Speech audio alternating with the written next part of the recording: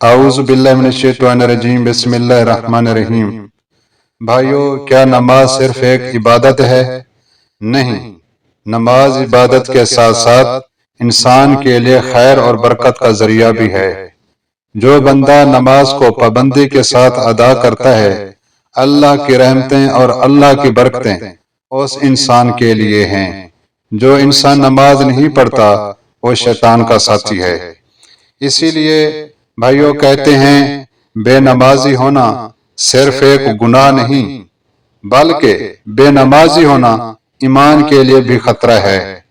اللہ تبارک و تعالی قرآن مجید میں فرماتا ہے، جس کا مفہوم ہے تباہی ہے ان نمازیوں کے لیے جو اپنی نماز سے غافل ہیں، یعنی کہ غفلت کرتے ہیں نماز سے۔ ایک اور جگہ پہ اللہ تبارک و تعالی فرماتا ہے، جس کا مفہوم ہے تمہیں جہنم میں کیسی چیز نے ڈالا، وہ کہیں گے ہم نمازیوں میں سے نہیں تھے۔ اسی طرح بھائیو حدیث پاک میں آیا ہے، مومن اور کافر کے درمیان فرق کرنے والی چیز نماز ہے۔ ایک اور جگہ پہ حدیث پاک میں ہے، جس کا مفہوم ہے نماز دین کا ستون ہے، نماز کے بغیر انسان کا ایمان کمزور ہے۔ بھائیو، جیسے ایک عمارت ستونوں کے بغیر کھڑی نہیں ہو سکتی، اسی طرح ایک انسان نماز کے بغیر ایماندار ہونے کا، ایمان والے ہونے کا دعویٰ نہیں کر سکتا۔ بھائیو، بے نمازی ہونے کے کیا نقصانات ہیں؟ اس کے بے شمار نقصانات ہیں، میں صرف آپ کو چند ایک بتاؤں گا۔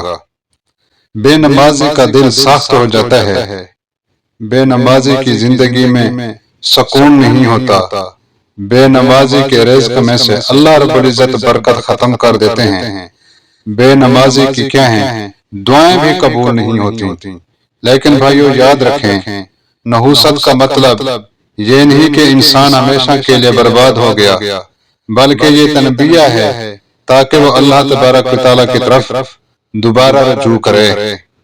اسی لیے بھائیو دنیا امید پہ قائم ہے۔ اللہ تبارک و تعالیٰ کی غالب صفت رحم ہے، اللہ رحم کرنے والا ہے۔ توبہ کا دروازہ ہمیشہ کھلا ہے، جو نماز کی طرف لوٹ آئے اللہ اس کی حالت بدل دیتا ہے۔